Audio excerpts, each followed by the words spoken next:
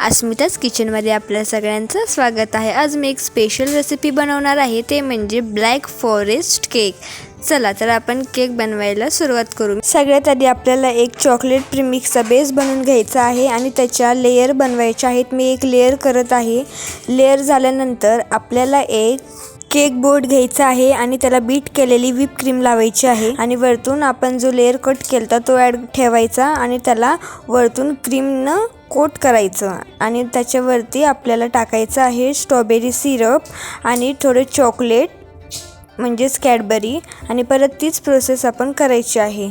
तुम्ही बघू शकता केकचं खूप छान मी कोटिंग करत आहे आणि छान डिझाइन पण करत आहे। 31 डिसेंबर स्पेशल हा केक बनवत आहे मी।